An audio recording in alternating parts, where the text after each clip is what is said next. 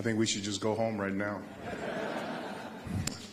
I know we have a lot of good information to share. This is when class begins. We're going to walk through a presentation deck of materials in a transparent manner. But before we do that, we have a little video that our staff put together that I hope you enjoy.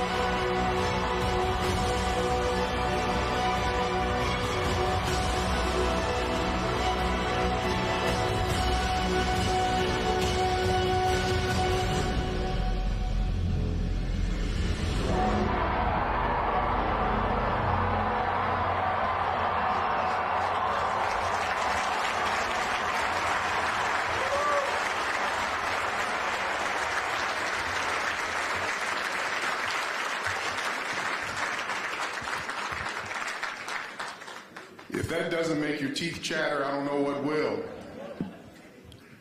Wow.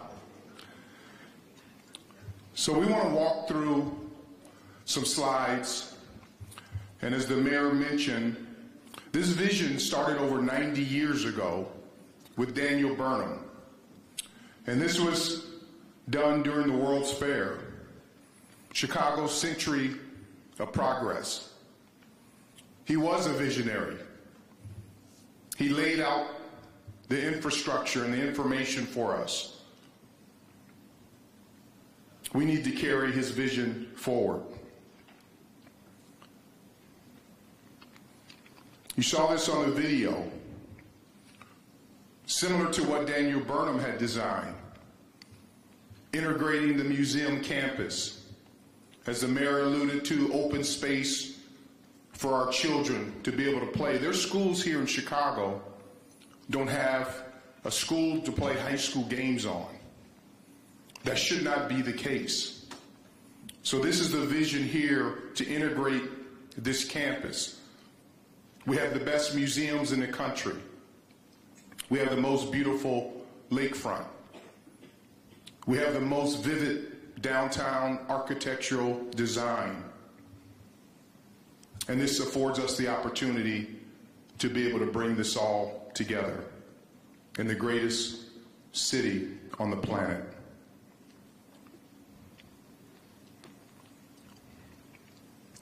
We want to build a recreational and cultural campus to enhance upon the things that we have here in place. We view young students being able to study here in the park, take the classrooms out of the classroom, out of the museums, and bring it into the open area and take it back into the museums and back into the classrooms.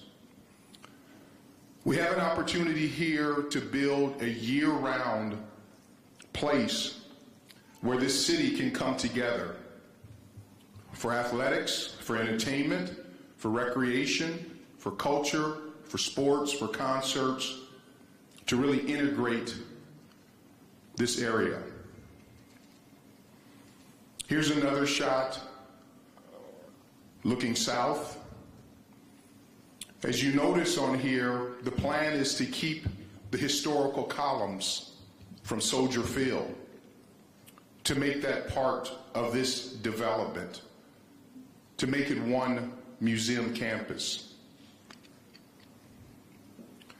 What happens here is the additional open and green space.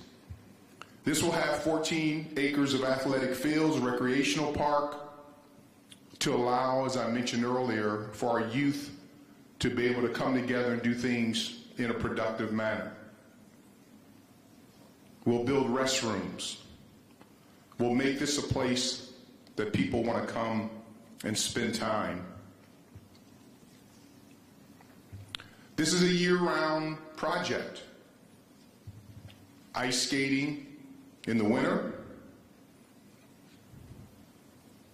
to have our citizens, not only in Chicago but around the state of Illinois, to be able to use this area. Again, children. We have a crisis in this world with our young people. And there's a race to who gets to our young people first. The streets or us. And what we want to do at the Chicago Bears is to work with the city, the county, the state, everyone in this room, our business leaders, all the elected officials, to build an environment where boys and girls, kids from various economic backgrounds, regardless of their color, the school that they go to, that they can come together and build relationships.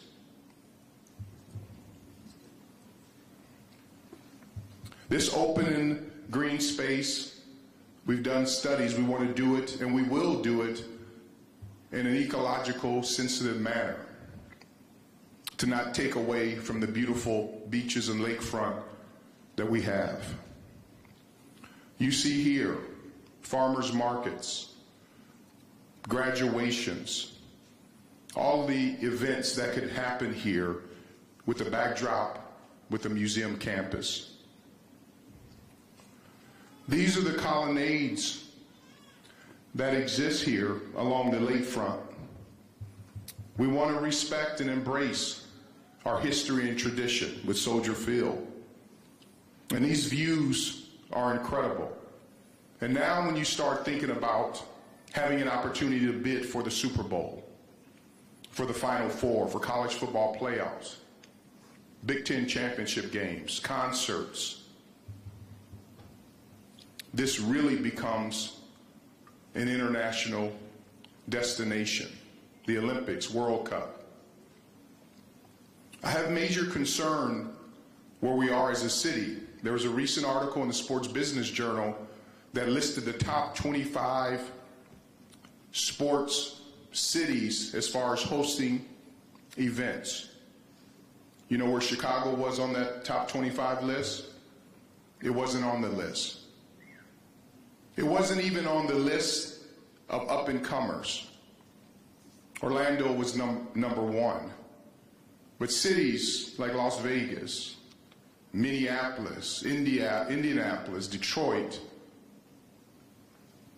Los Angeles, Milwaukee were listed on those two list. There was only 2 major cities not listed, Washington, D.C.,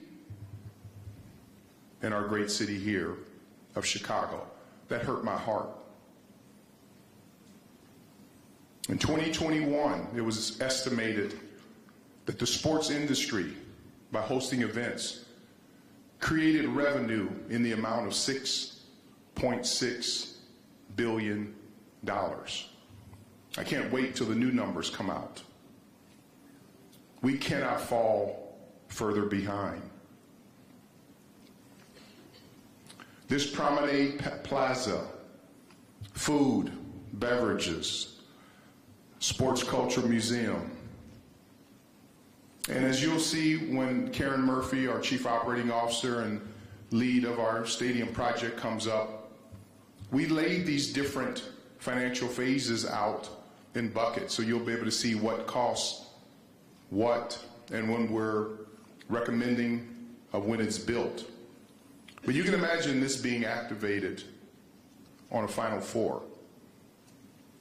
You can imagine this being activated for a Super Bowl, college football playoff, concerts. Even having a concert inside, you could have it where city residents could come similar to the U.S. Open or Wimbledon and bring blankets and be able to enjoy the concert outside.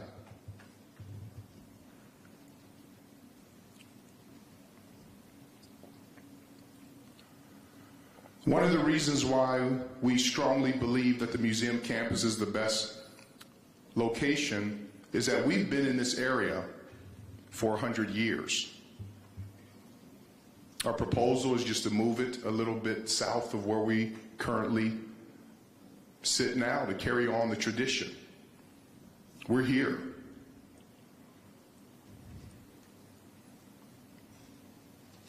This design, and I hope you like it, is very contemporary, but it also embodies the essence of the museums.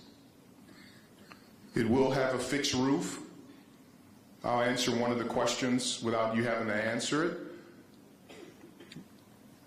Is people have said, did you consider a retractable roof? Yes, but that's another couple $100 million.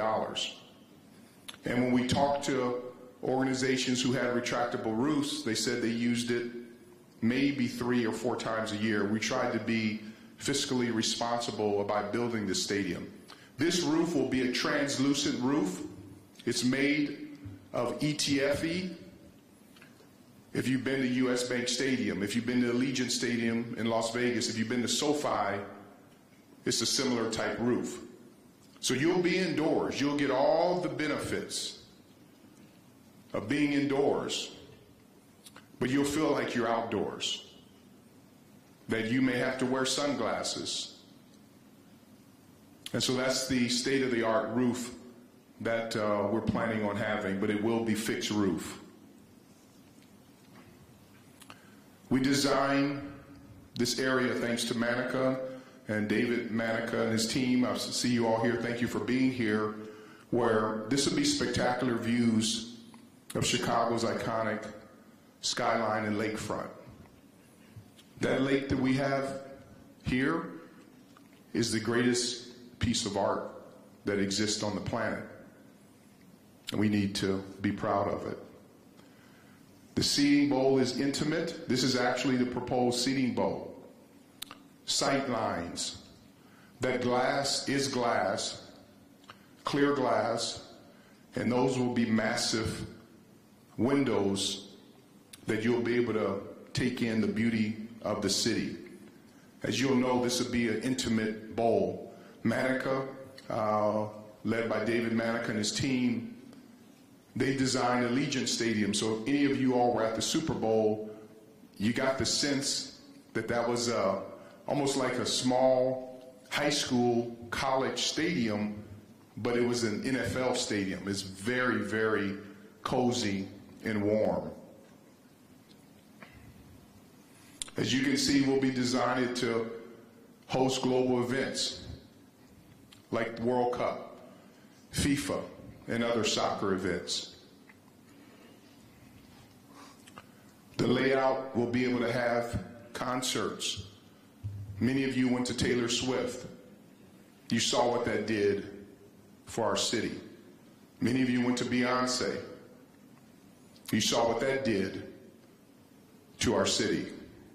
I was at the second night of the Beyonce concert, and if it had rained 15 more minutes, there would have been no concert. And what we're starting to recognize is that there are many entertainers who would look toward coming to our new stadium to be able to do an in-house residency. Instead of coming for 2 days, they may come for 20 days. But there's so much we can do here from a concert standpoint. And then this shows just local to medium to small community events that can take place inside. Our state high school football championship games should be played in our new stadium. We need to honor our young people. Final Four. Women's Final Four now has become as popular as the men's Final Four. We should be able to get both of those events here.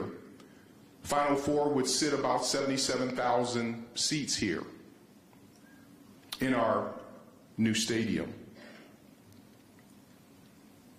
Super Bowl. How many people would love to come to a Super Bowl in Chicago? Everyone.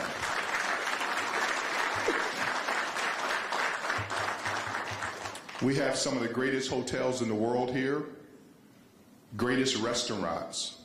You can walk from downtown. You have the lake, you have the museums. This is the best city in the country from a Super Bowl standpoint. 2 world-class airports, private airports.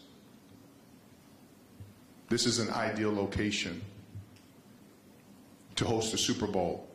When I think about it, to think that Chicago and all that it stands for, with all the world championships here, that we've never hosted a Super Bowl and we've never hosted a Final Four. That should not exist. One of the items, and the mayor alluded to this, is our diversity, equity, and inclusion plan. We are focused on what will make this project special.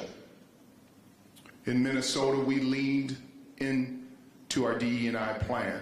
Alex Tittle, who worked with me in Minnesota at US Bank Stadium, is here today. We have local individuals that we're working with, but as you can see, we'll have multiple phases here. We want to start this early, this process of making sure that women-owned business, minority-owned business, people of color are given an opportunity before the project even starts to be able to build their businesses in a manner so this can have a multi-generational impact.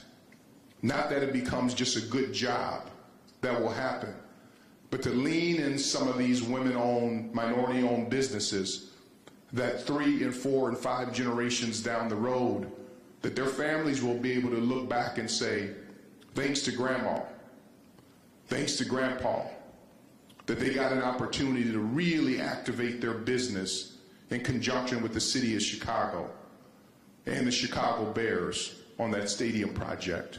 So we'll have different phases.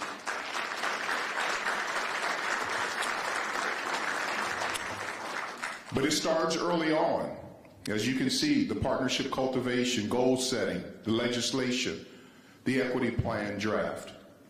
Moving into phase 2, we will have a project labor agreement. Phase 3, and the biggest thing in there is on phase 4 is we'll have a stadium oversight committee of Chicagoans who can make sure that we keep each and every one of us accountable.